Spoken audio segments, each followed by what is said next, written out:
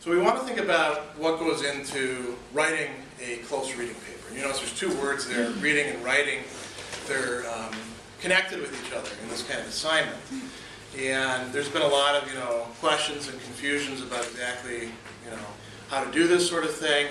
And like I put in the assignment sheet, this isn't something that you've been introduced to for the most part in your high school, and probably not in a lot of your college classes. And talking with some of you, or interacting with you through email or messaging, it's become apparent to me that some of the ways of writing that people have taught you, particularly in high school, are actually a bit counterproductive.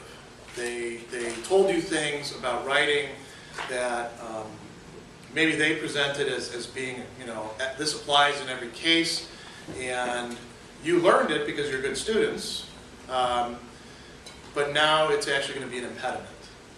For example, we'll talk about this a little bit more. Can you use the word I in writing philosophy papers? That's a good question. Yes, you can use the word I, and there's certain contexts in which you would use that and other contexts in which you wouldn't. But somewhere along the line, apparently in high school, middle school, a lot of people are teaching students, don't use I. And why would they teach that sort of thing? Because it seems very subjective, and it lends itself to people just making a lot of I statements. But it's good to do it sometimes. And with a close reading paper, you are the reader. It's your reading that's going on. So the word I is perfectly appropriate in there. And it's things like that that made me think, yeah, maybe we could use a little bit of a structured walkthrough on close reading. This workshop is going to be mostly about writing, because that's the stage that you guys are currently at. And I changed the assignment date for the close reading paper. I know a lot of you have done a lot of work on it so far, but if you want to do anything else on it, there's plenty of time for that after this workshop. So let's talk about what close reading is to start with. This term close is really important. It's a way of approaching a text very attentively, looking at all of its features, taking it in. Think about when you think about this. Think about when you not just like somebody, but really like them, like you're attracted to them. And now you want to know everything about them, right? You've all experienced that sort of thing. And you look at their face, and you never noticed the way their nose, goes here, what the color their eyes are, and how they sparkle, and all that kind of stuff. You guys are all familiar with that, right? You've all experienced that. That's a sort of attentiveness to detail, attentiveness to structure, attentiveness. You watch the way that they walk, and nobody walks as well as they do. It's kind of silly, but something like that can be applied to texts.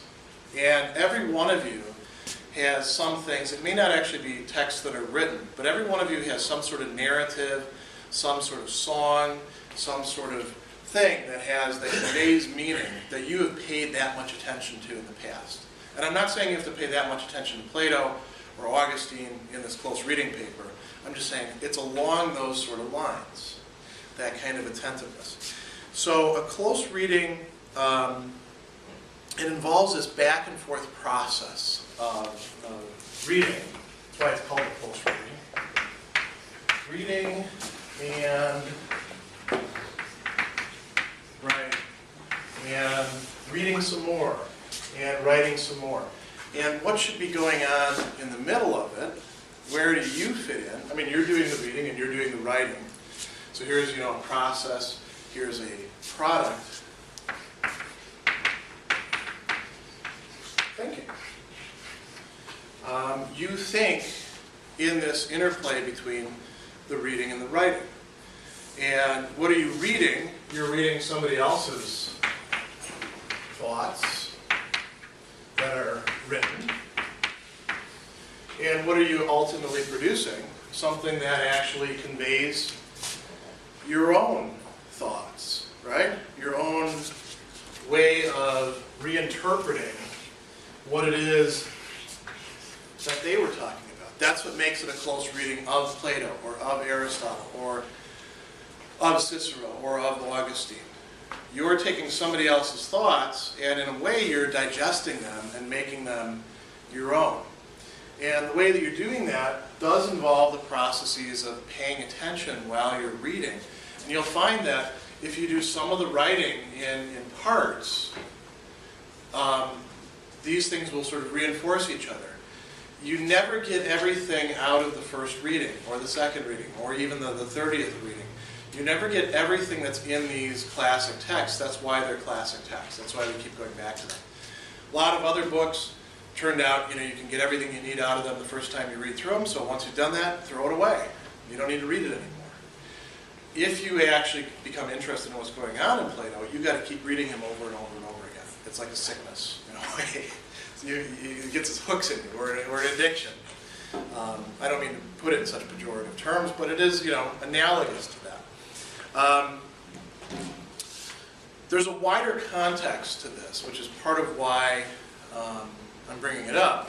Not all of you are going into disciplines in the humanities, right? Some of you are in the sciences. Some of you are going to be in the social sciences, education, business. We even have fashion here at Marist, which is actually a very rigorous discipline that I actually have a lot of respect for because I know how much work they have to do. In the humanities, close reading is something that we do quite a bit. And why do we do it? Because we get certain things out of it. And we'll talk about that in a moment. One of the reasons I'm bringing this up is that if we're doing this in an English class, close reading and paying attention to the text would probably mean paying attention to the language. How does it sound? What are characters doing over and over again? How is the plot developing? Those sort of things. The things you did in book reports. You guys remember? Do you still have to do book reports in K through 12? Mm-hmm. Read a book. What's the theme? What's the plot? What are the characters? That kind of stuff. Okay, it's good that you do that because you're paying attention. You're beginning a close reading then. You're actually paying attention to what's going on in that text. Why did other people tell me I should read this text? There's got to be something there. What is it? Well, you start looking at portions of it, at details of it. You start making connections. Part of close reading is paying attention not just to each little part by itself and then saying, okay, I'm done. It's thinking back and forth within the text. A close reader will actually page back and forth. Wait a second, he said this here? What's that? You got to go back and look here. That's part of the process of the reading involved. And you probably did that when you were reading, Actually, you did this even before you worried about a close reading assignment, right? Because when you were reading Cicero, you probably had to say, what the hell is this? What's he talking about here? And then you paged back a little bit, and they said, I get it now. Or you said, I'm still confused. And it's okay to be confused. Being confused is the natural way in which we approach great literature, believe it or not. A lot of people act as if you should open the book and it just should look, like the meanings should just pop out at you. Right? Do you feel that way sometimes? Do you put yourself under that kind of pressure? These are hard books. These are hard works of literature, and it takes a lot of time and work to get the meaning out of it, and it's okay for you to struggle. It's okay for you to have to work, because there's nothing wrong with you on that account. The book can change you in the process if you're working on it. That's why people have kept on using them in education. In philosophy, what are we really paying attention to for close reading? We're really paying attention to a couple different things. One is concepts, ideas. Like, for example, Plato's doctrine of recollection. I think by now, at this point in the semester, all of you could give me a little thumbnail sketch. It might not be perfect, but you could give me some sort of sketch about what these words, doctrine of recollection, mean.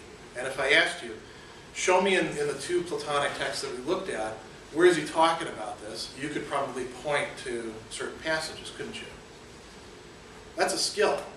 You've now acquired a certain skill with a certain concept. If you wanted to know more about it, you'd probably read around in those two texts, or maybe read some other Platonic texts to get a better idea of what he's talking about. What else are we interested in?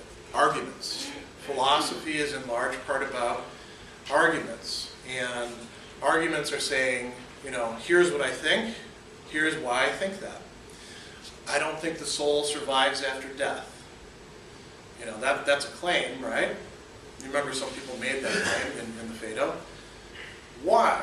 Well, because the soul maybe is kind of like a harmony of, you know, the parts of the body, and that, you know, if you look at other things that have a harmony, now you've actually got an argument. You've got a claim, and you've got all these other things that are supposed to be leading you to that claim. That's part of what you're looking for in these texts. And I think many of you probably either wrote your close reading paper on an argument, or an argument fits into your close reading paper in some way or another, right? We're also looking at how these different things are connected with each other. And one other thing that goes into a philosophical close reading sometimes is paying attention to why people change their minds. We don't have an awful lot of that in these dialogues, but we do have some places where, say, a student is confused, and by the time they get done with it, they're less confused. We also have some where somebody started out thinking they knew exactly what they're talking about, and by the time the dialogue is over, they're like, oh, I don't know what I'm talking about. I know I'm not right about this, but I don't know, you know, what it was that I thought I knew about virtue. Like, who said that? Remember? I think so. Say again? I don't want to say it, just in case. Yeah, exactly. Meno, you know, he starts out thinking that he knows something, and then after a while, Socrates he's just asking questions, right? He's not really just asking questions. They're the right questions at the right time. Then after a while, Meno's like, man, I don't know what I'm talking about. That's actually an achievement. And you could chart that out. That would be good fodder for a philosophical close reading. Why does somebody go from thinking that they know about something to realizing that they need to study more, they need to inquire more? Or, you know, somebody was worried about is, you know, can God know everything ahead of time and yet we have free will? Remember we did that a couple weeks ago? By the time that we get to the end of Augustine's dialogue, the student's like, yeah, now I get it. You could chart out that, now I get it. You know, now he gets it. What is it that he gets? Why does he get it? How did he get to that point? That's doing close reading. You're being very attentive to what is going on in the text. And now this is a process that can get, you know, you can start out at a sort of beginner level and get to an intermediate level and go to an advanced level. We're working on here stuff that's mostly at the beginner level. That already is kind of demanding, right? And there's nothing wrong with being a beginner. You have to be a beginner before you can get to the intermediary level. But this is sort of the basic structure that you're going to be following through the whole time. Now you guys are mostly at this point, right? So that's mostly what I'm going to focus on. There's one other thing that I want to hit on before we start getting into nuts and bolts. And that's thinking about reasons or purposes.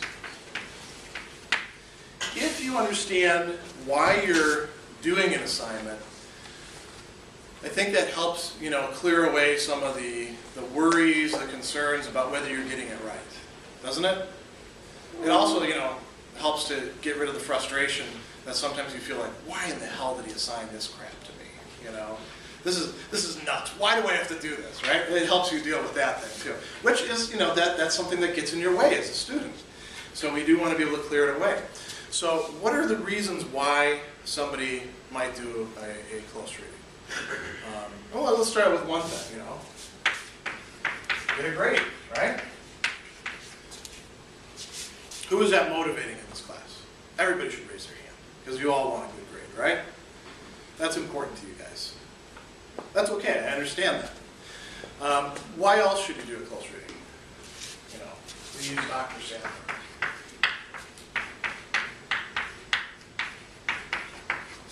Maybe some of you really care about what I think about you, you know, and you figure that if you do a good close reading, you'll impress me.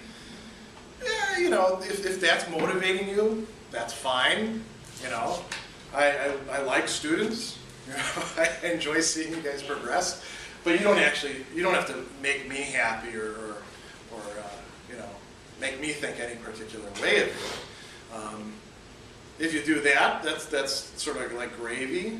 But 2 semesters from now, how's that going to matter?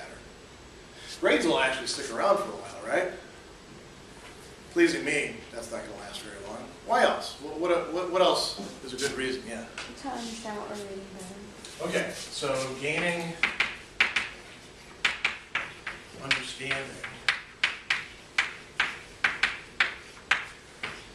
of text. Now, that's a good purpose to have these texts. It's sort of like a promise. If you put in the work, then you'll get something out of it. Otherwise, there's no point in assigning you these texts. If we had something that we assign and then students say, I never get anything out of this, we should throw that book away.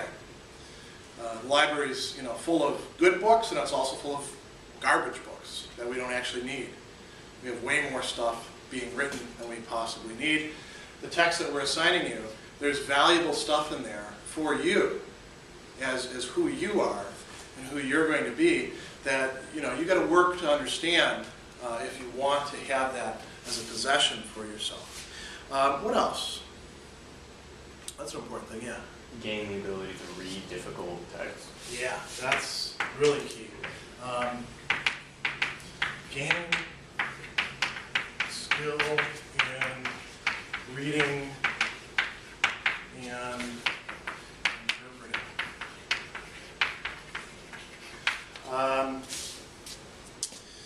That's a little bit different than gaining the particular, whatever it is, the knowledge, the understanding that you're getting out of that particular text, right? That's a broader skill. That's something that you can take with you into your career, into any further, study that you're going to do. You can apply these techniques, if you actually think about this, you can apply this to things other than books. And that's a high-level skill that you want to be able to transfer from this to other places. You can only do that if you develop that skill. What else? Let's think about the grade thing. What am I actually grading you on? Writing a certain amount? Not really. How well Understanding. we write. Understanding and what'd you say? How well we write it. Yeah, if it's got a lot of grammatical errors, that can lower the grade of the paper. Yeah. Like gaining knowledge. Yeah, you're hopefully gaining knowledge. I also want you to be able to articulate and demonstrate knowledge or understanding. I mean, there could be other reasons why you want to do close reading. If you were at some, very hoity-toity, elite college, where you're part of the culture industry or something like that, maybe you want to learn to do a close reading so you can impress all your peers and show your parents that you're actually learning something in school or stuff like that. But those are all sort of like in the column of kind of extrinsic. They're not things that are necessarily tied to that. I mean, if you were not in college, could you still do close readings? You wouldn't be getting a grade. You might do them on your own. Maybe there's nobody reading it that you actually please or impress or anything like that. But you could be doing these things, right? Part of the reason I want you to articulate or demonstrate your knowledge or understanding is because I do have to grade you on something. And if I'm going to grade you on something, it's probably better that it be something real rather than just something that we call a proxy. So I'm asking you to do something real here, but it has to do with this gaining understanding of the text and gaining this skill. And the way I'm going to measure you is as beginners. This is a lower level class. This is your first introduction to this kind of thing. So I'm not expecting that you do the kind of high level work that somebody who's a philosophy major and has had 8 classes in philosophy is able to do at this point. I just want you to be able to sort of throw yourself into this and do as much as you can. Think of it as sort of like, in gym class, when they made you do these tests, and they said, just try your best, right? If you do that, you'll actually start getting a lot out of this. So now let's actually talk about nuts and bolts. Let's talk about the process itself. I put up that diagram of going back and forth between reading and writing. What's involved? First thing you got to do is decide on a topic, right? And all of you, I think, have a topic in mind, don't you? Everybody? Is there anybody who doesn't have a topic at this point? Who's so totally lost that they didn't come up with something that they want to work on? Okay, good. Now, how do you think about this topic? This is a big question. How broad should it be? One of the things I want to say from the beginning is it's not your job in a close reading paper to try to summarize the entire text, or even just a chapter of the text. It's different than something like a review, a chapter review. You're looking for some particular concept or distinction or argument or claim or development that you think is interesting. So, did all of you pick something that you found interesting? Yes? Did any of you pick something you didn't find interesting? If you did, that's okay, but it's harder to write on something you don't care about, isn't it? How hard did you have to look to find something that was interesting for you? Yeah. Well, the thing that I actually picked out was just something I noticed in overall the reading of Cicero's Nature of the Gods. Yeah. My topic was literally just how Velleius and Cotta, all they do is discredit each other. They don't really state an actual argument except for at the end of Velleius's little rant. But the only one throughout the entire argument is Balbus, who actually comes out and makes statements and doesn't really discredit anyone else. So I just looked at that. That's an interesting topic. That's a little bit different than like just focusing on an argument or a concept. That's at a little bit of a higher level. You're looking at what's going on within the text. And you can do that with other texts too. Like, why is Socrates seemingly such a jerk? You know, that could be a viable topic. By the end, hopefully you figure out he's not a jerk, right? But you could start out with something like that. A lot of people ask, do I need to have a thesis statement? You don't actually need to have a thesis statement when you're doing close reading. And you don't actually have to have a thesis per se at the start. What you need is a question or an interest or something that puzzles you. And you could be reading a dialogue and you're reading Augustine and the student says something, you're like, yeah, what about that? Augustine, I don't buy this all fits together somehow. That doesn't make sense. That's okay. That's a good starting point for you. That's part of the process. That's the beginning of the process. And then what do? You start reading the text, and you're going to have to read the text multiple times. You pay close attention to what's going on in the text. And you're oriented by your interest or your question that you're focusing on. You probably want to take a lot of notes while you're doing this. Do a lot of underlining. When you see the same language coming up over and over again, pay attention to that. In Augustine, the word will keeps coming up, right? You could write about Augustine's notion of the will. That would be a viable close reading topic. And you would want to go through and start comparing. Well, is he talking about it the same way here as he is here? And now you're not even, necessarily at the writing part. Maybe I should put this back up on the board. You're not actually writing the paper per se, but you're doing some writing, right? Because you're jotting these things down.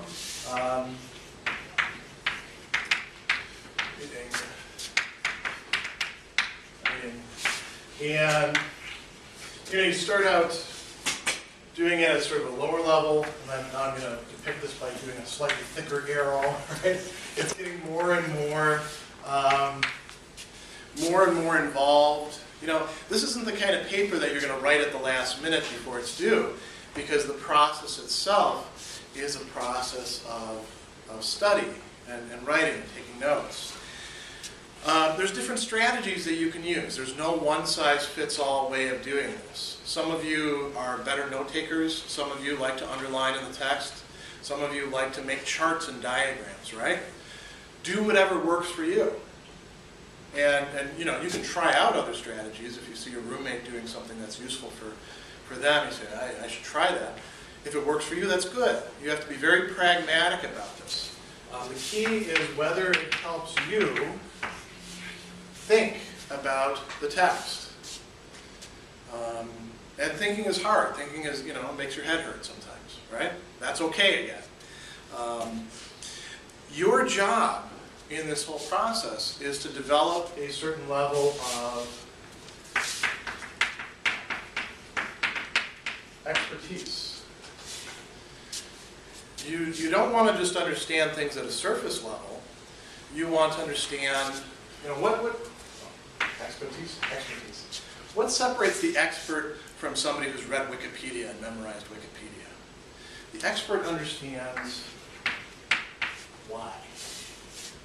The expert can tell you why something is being done in a certain way. When you're writing this sort of stuff, that term why should be coming up for you over and over again, because you're going to actually apply that to your own stuff. Now let's go on and talk about the product a little bit. What are you actually going to turn in?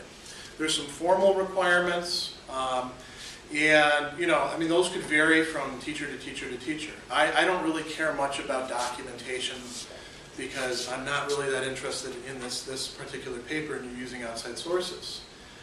If you do use outside sources, I got to make you document them because that's part of what we do here in college. But I'm not a huge stickler about that. Some teachers are really, really into that, right? I think you've had some, and they seem almost more into that than the content that you're writing. I'm also not a grammar police person, you know. I want to figure out what you're saying. I don't want to have to struggle with the grammar, but I don't really care that much about it compared to, you know, what you're actually showing me about what you understand. I've had students who had very poor grammar, but were very smart and had very intelligent things to say. They just had, you know, some trouble articulating it well, because grammar is a tool. Writing to minimum length. Here's another thing I want to say about that. Usually instructors will say, you know, I need this amount of work from you, right? What's the minimum length for these very short close readings? Three full pages, yeah. Now, if your strategy is to write to get to 3 full pages, that's generally a losing strategy. You write to the length that your thought requires, and if you're writing stuff and you only have 2.5 pages, then not enough thinking has gone into it. Because with any of these philosophical topics, if you're actually doing this process of going back and forth, you know, reading, writing, thinking about what you're doing, you're going to write more than 3 pages pretty easily. Some of you actually may find yourself feeling self-conscious because you end up writing quite a bit, and then you're like, man, this guy's going to, you know, downgrade me because I wrote too much. I don't do that. I just don't want you to write, you know, like a 20-page paper for this because, you know, it's only worth 30 points. And I want you to do well in your other classes too, so I don't want you to take away from your other classes for this. But, you know, if you write 4 pages, that's fine. If you write 5 pages, that's fine. It all depends on what the thought requires. You let the thought run the show. You let the reading and the writing run the show rather than trying to write just to get to 3 pages. And you won't have any trouble getting to 3 pages. In part because what you're going to be doing by going through multiple steps is looking at your own writing and saying, what could I add here? What else needs to be said? And when you do that, you're going to find that your writing just kind of like grows like a bush. You know how a bush like starts out with a couple little branches, and then branches come off of those branches, and then more come off of those, and pretty soon it takes up half the yard. That's the way these sort of projects work. And this will be useful for you in other classes. What are you trying to do? What's the bigger picture? One way to figure that out is by looking at that grading rubric, right? That tells you the standards that I'm using to measure your performance by. Yeah. Oh, sorry. Oh, that's actually. That's okay. Here you go. And, you know, it's got several categories, and you notice there's points. You notice the writing mechanics, less points than the other things, because I'm not that worried about your spelling and grammar. I'm more interested in things like understanding of main concepts, right? Or understanding author's position, interpreting author's text, organization, those sorts of things. Those are, you might say, dimensions of your paper. And it's worth thinking about that.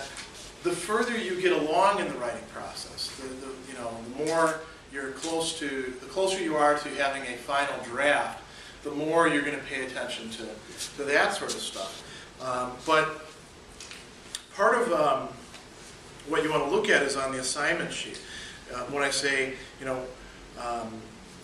what do you really have to do in your close reading? There's the what you have to do to satisfy format requirements, but then there's the what are you doing in order to carry this out? You do this, like I said, by selecting some sort of central idea or claim or argument or problem or development. You try to explain it as fully and comprehensively as possible to me, or to anybody else, and also to yourself to a certain extent. You're going to learn things along the way. You're going to write things. Well, you're going to write it like this most likely. You don't write by hand anymore, right? But you're going to write things, and then you're going to have moments where you say, "Oh, wait a second! Now I actually understand this." After you've written about it. And I went over why it's called a close reading. Like I said, you should approach each text which you're studying with this guiding assumption that there's a lot there. That if it doesn't make complete sense to you yet, that there's more thinking and more rereading to do, more note-taking. And you may arrive at the point where it still ultimately doesn't make sense to you, but if you can articulate why it doesn't make sense to you, why things don't add up, that's a good close reading. That may sound a little counterintuitive, but that's actually the case. So, how do you carry this out? I've got like a whole process here, about pre-writing and planning, reading and writing multiple drafts. Many of you have already turned in something, so that's your rough draft. Now, if you want to go a little bit further with it or improve it in any way after this, if this workshop helps you out, if it gives you some other ideas about where to look, now you've got a rough draft that you can actually take and you can go back to the text and say, did I get this right? Is there more to be said here? And you can improve your draft. Student writing is always, actually professor writing too, is always improvable. None of us ever write a perfect piece. And remember, what is your writing thing? Your thought. That's why it's valuable. Because your thought is something worthwhile. It's not just for a grade, it's for your development. Yeah, I think that's probably enough about process. Do you guys have any questions at this point before I'm going through this stuff very quickly? Yeah. So, in reading the rubric, there's a lot of different components, like understanding the other points that the author makes, understanding how they're tied into, the point that you're focusing on. Yeah. Should we really tune in on one point and then study those other things in relation to it, or should we? It's a good question. Yeah, there should be some central focus to your paper. And you don't have to try to address everything that the author is talking about. Again, you don't want this to try to be like a chapter review or something like that. If there are other relevant things that the author is saying, or in a dialogue the other characters are saying, then you can bring that in. And you want to, in a way you could think about this as sort of like being fair, right? You're gonna give your main point most of the attention. Because that's your main point. Yeah. You think that's most important. These other things, they get to say a little bit, and so long as you let them have their say, you're doing a good job. If you just tell them, you have nothing to say. And it's also okay, here's another thing. You can say, somebody else might say this point over here is relevant to this, but I don't think so, and here's why I don't think so. You know what that demonstrates is a higher level of thinking. When you can not just say why something is right or valuable, but why other things aren't as valuable or as right, you're really demonstrating a high level of the sophisticated level of thinking there. And reading, being attentive. Any other questions? Yeah. One thing that I came to like almost have a conflict with was I ended up paraphrasing the actual like writing that I was working on a lot, so I kept putting citations like, oh, I got this from here, but it almost looks like since I was paraphrasing so much from the reading, Yeah. there's little of my thought, but it's mixed in. That's okay. Are you worried about whether by documenting it, you're sort of like smuggling your own thought in and pretending like your thought is as important as Plato's or Cicero's or something like that? Is that the worry? It's just, Because you don't have to be worried about that. It's just more along the lines of the distinction Between paraphrasing, writing in such a way where the paraphrase is integrated with your own thought, and straight out quoting. Straight out quoting is easy. That's a good set of questions. So actually, let me go into that. Quotation, right?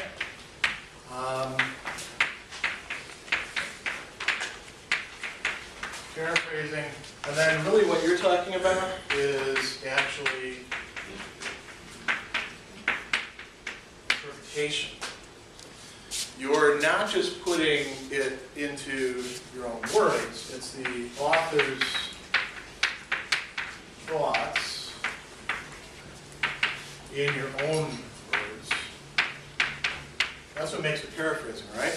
You're not really contributing anything by paraphrasing, you're just reframing it. So it might actually make sense to do that if you were to, explain things in a certain context. Like, you go home at break and your little brother or sister asks you about this Plato guy because they've heard about them, and you say, well, here's what Plato said. And you see me doing this a lot in class. I'll say, he was saying this, and I'll like frame it in a kind of, lowered, more commonplace way of talking about it, rather than the elevated Oxfordian translation that we have, because we don't talk that way, right? That's paraphrasing. I'm not actually adding anything of my own to that, other than maybe choosing some, exciting language or something like that, And then quotation is just, author's own words.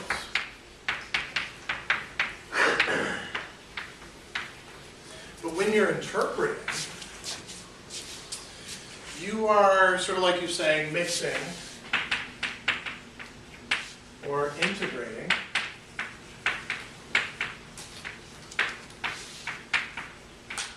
the author's thoughts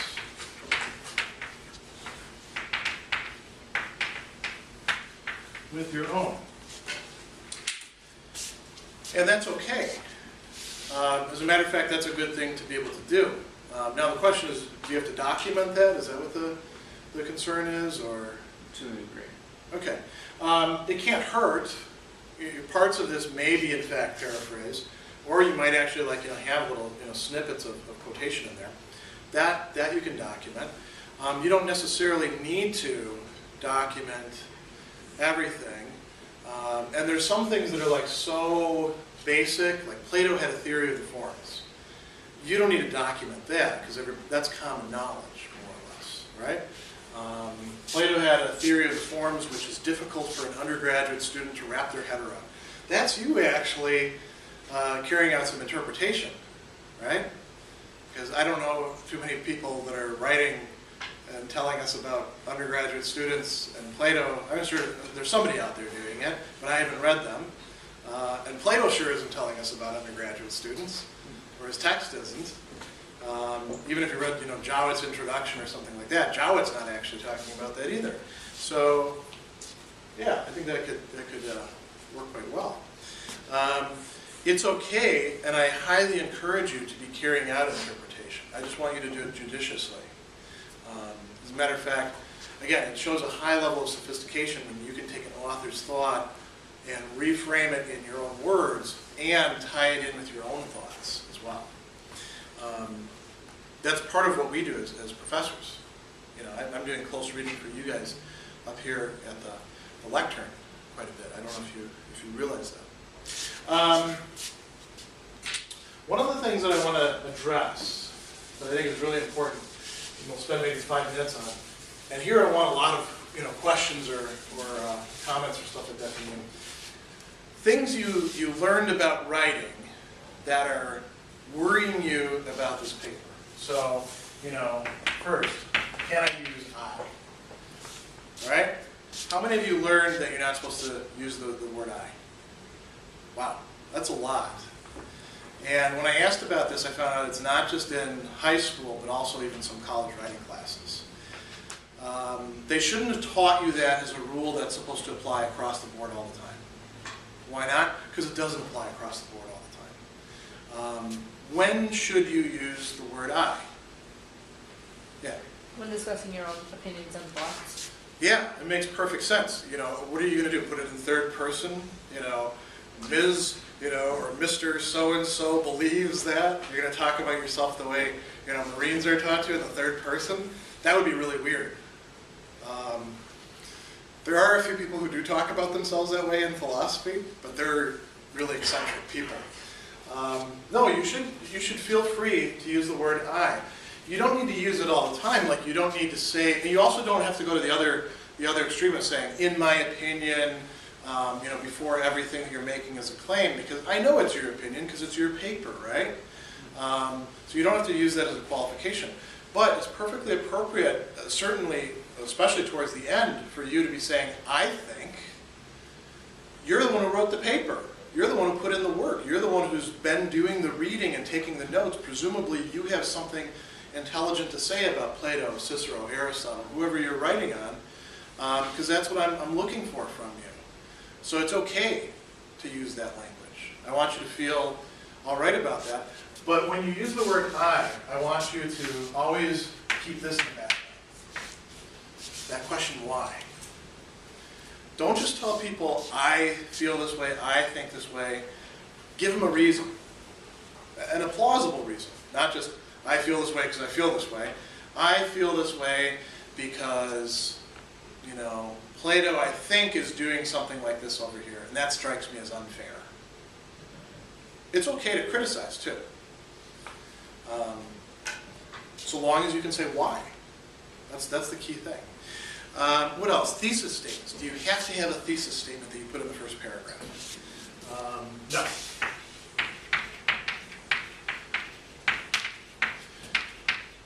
This is one that actually, if you go on some philosophy sites, they like to have thesis statements. If you're doing a close reading, you don't necessarily have to have a thesis statement. It's more important to be able to identify what you're actually talking about. You don't necessarily have to have decided, here's exactly what Plato's doing, and he's right about this, or he's wrong about this.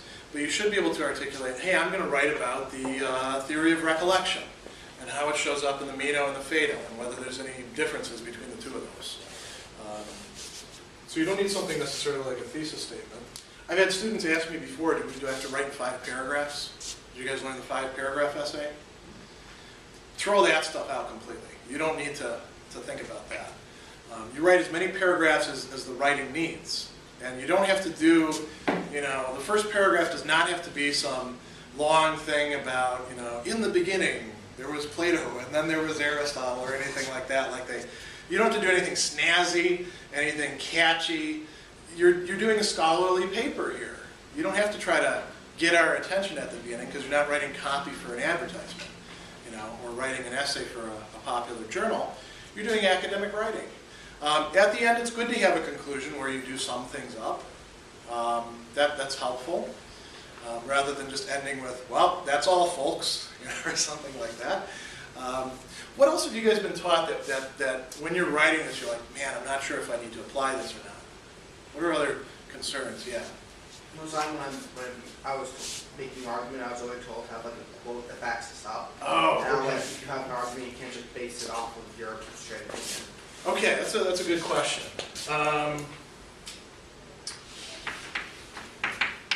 You need quotations. Let's put quotations in quotation marks. Some sort of weird mimetic thing there. You don't necessarily need to do that. I mean, it's good to be able to point to places in the text that back up your reading of the text. If you've already given the if you've already given that material that you're going to refer to anyway, and now you're going to like actually say something about it, I think Plato's, making this point here, you've already given it, you don't need to go back and quote it again. It is good to have, some sort of basis for what you're saying. That's the why. It doesn't always have to be a quotation. Part of what you're doing in this is you're establishing your own expertise. Yeah. Yeah, when they say, like, what other people... Oh, that's another good question.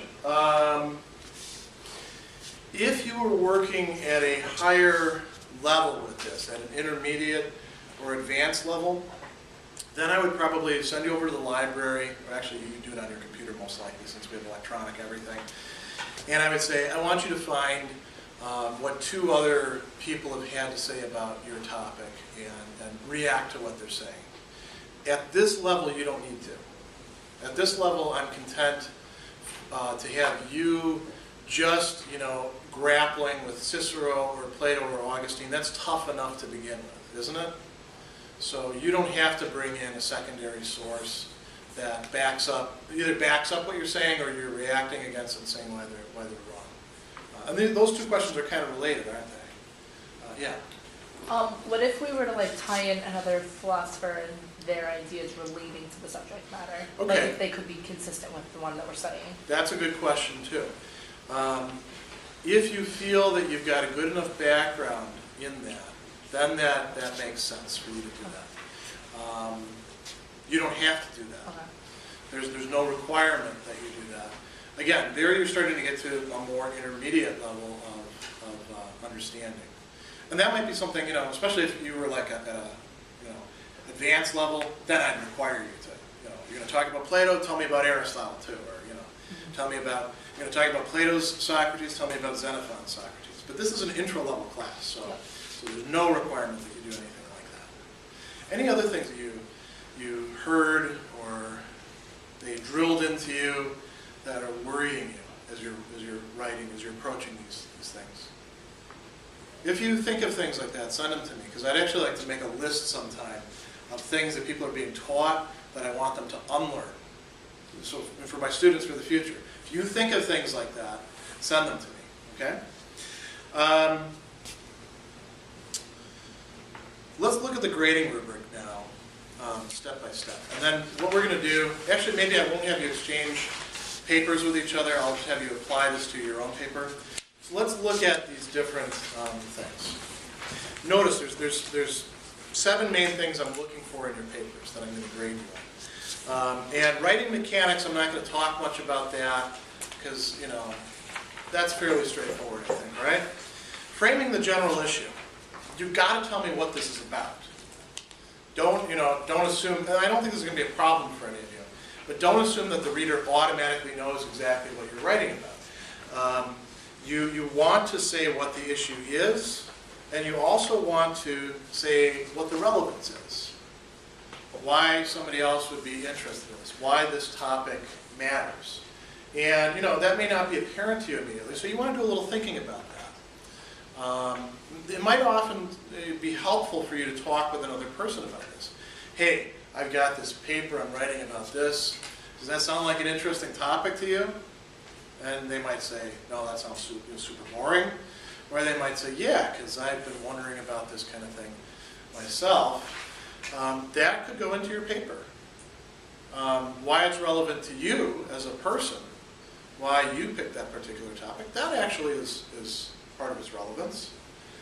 There's where the I statement, could come in, and then the why could come in.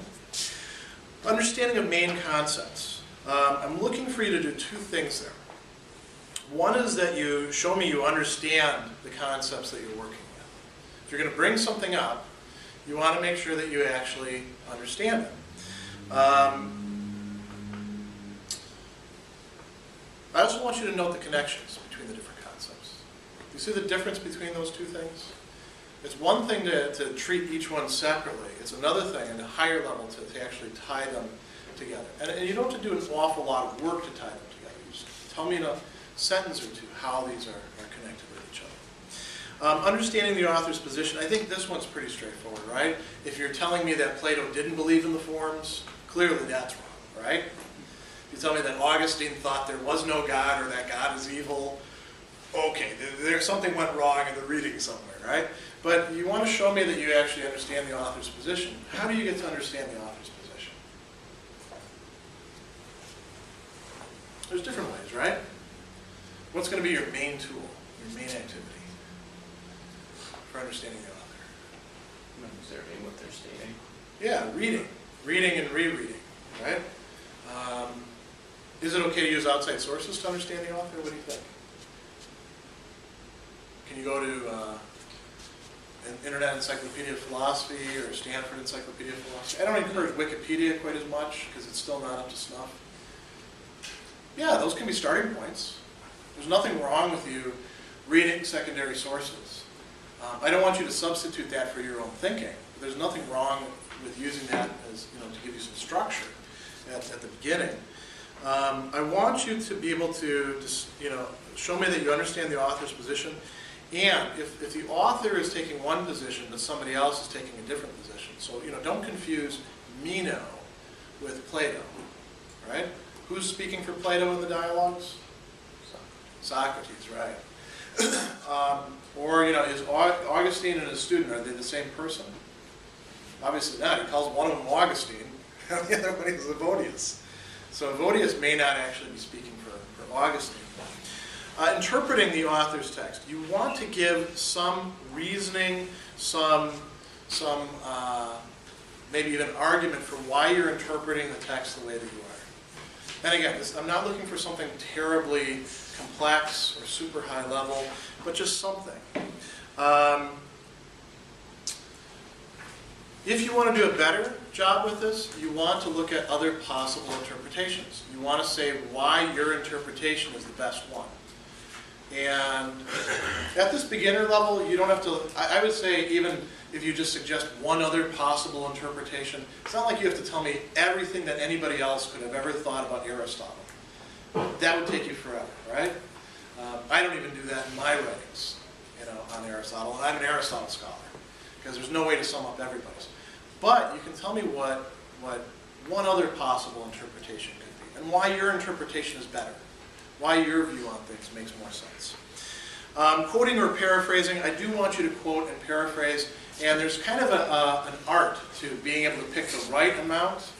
Here's one hint. Don't pick like a giant block and just like throw it out there and say, here you go.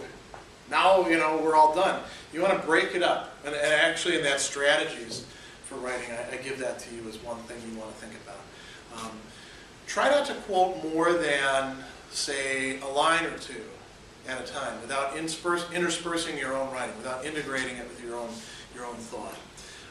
You want to pick, you don't just pick quotes at random, too. You want to pick quotes that actually are germane to what you're discussing, that are on track. Organization is another issue.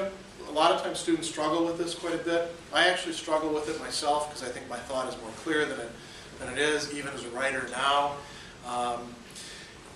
It's really important to have somebody else look at your paper and see whether all the parts fit together, whether they're connected with each other, whether the paper as a whole makes sense or not. And then, you've got these other writing mechanics. Actually, since we're a little bit short on time, we can do one of two things. We can either spend the rest of the time looking at your drafts, thinking about these things in terms of the rubric, or we can talk about these different useful strategies. Which would you like to do? It's up to you guys. Yeah. Can we ask you about the drafts as well? Sure, we could do that as well. Yeah. Well, I have a question about how much of an idea are you supposed to use? Like when I used Cicero's on the book. On the nature of the gods? Yeah. No, just kidding. Wait, hold on. Sorry. No, it's okay. I used On Freedom of the Will. Oh, Augustine. Yeah. How And much of it are you supposed to use? Yeah, and what I did was I discussed where evil comes from. Okay. And whether or not God is responsible yeah, for it. and the two sides. But Okay. that's to the extent that I discussed, and like most of that was covered in the beginning. So like Yeah. I just wasn't sure of like how much of a topic, or like how big it has to be almost. How big the paper has to be? No, or- like how big of an idea, because like most of my Okay. idea was focused on the beginning of his. Okay, that's a good question. So you can narrow it by saying, you know, what I'm really going to talk about is God responsible for evil? And now you've got a couple different subtopics that are connected to that. Did God create evil? No. The answer to that's early in book 1. Well, you know, maybe God's responsible for it because he was, you know, dumb enough to give us free will, and that was a bad move on his part. He should have known better. That's talked more about in like book 2, but it's only a portion of it.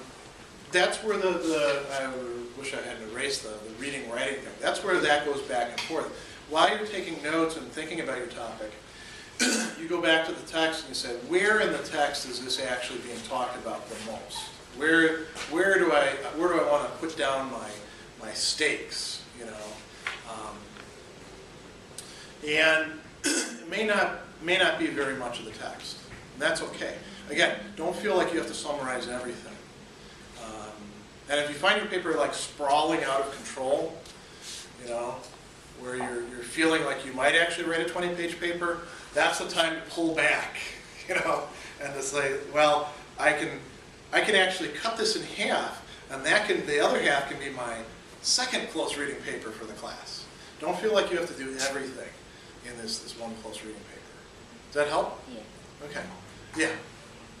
I have a question, just like I did on the Cicero on nature of the gods, but is it more like examining what a character or the author says, or is it more of like your opinion?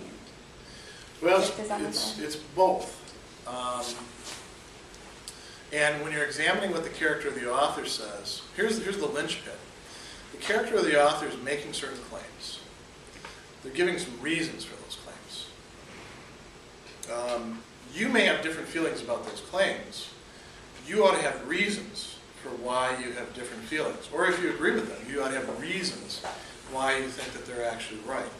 That's the stuff that's the real meat of it. And a lot of times the reasons are actually given in the text. Yeah, right? like I did Bobus's his points, Okay. but I used what And not all of his points, right? You didn't try to summarize everything that he said. no, just some of them, and then what Cotta said in response to them. So Okay. but adding stuff to that too. Is that okay? That's perfectly fine. You're sort of setting up a classical way of dealing with this. Some people say this, here's why they say it. Other people looking at that same issue say, that's crazy, here's why it's crazy. And now I, coming in from the outside, after I've shown myself to be an expert by summarizing them, bless you, now I get to actually give my own viewpoint on it. And here's why I think that this side is right, or why this side is right. That's perfectly fine to do, yeah. When giving your own viewpoint, do you have to put in quotes, or can you use a historical reference? You mean to back up your viewpoint? Yeah, well, because I was talking about Cotta's argument Mhm. to the Epicurean view about About the argument from common consent. yes, but I wrote in Germany during World War II, but I mean it relates to it, but I'm not using quotes from the text. If it's common knowledge, is what you're writing about more or less common knowledge? Yeah. You don't need to document or quote or anything like that. You can just bring it up. If this were like a research paper, then I'd probably make you have some sort of source. But my main interest is you showing me you understand what's going on in the text. So that's sort of secondary to that. You're using that as an example more than as like to back up your argument, right? You're using that. Yeah, I meant for quoting. I meant do you want me to quote from the actual text? No, you mean a separate text? No, from Nature of the Gods. Should I use When you're presenting their point of view, or when you're saying, here's what I think is dead wrong about it, yeah, if you can actually point towards one particular passage, that's a good idea to do. Okay. Yeah, and that's sort of along the lines of the question asked earlier about how do you back up your own assertions, your own writing. Well, since I think we're actually sort of steering now into these strategies, let me hit on just a few of these for you. We talked about working with blocks of writing from the text, introducing your own experiences, opinions, passions, we talked about. Dealing with digressions. When you're reading this stuff, I think you guys have noticed this, it seems like it's going all over the place, right? The first couple times you read it. This is more about reading strategies than writing strategies.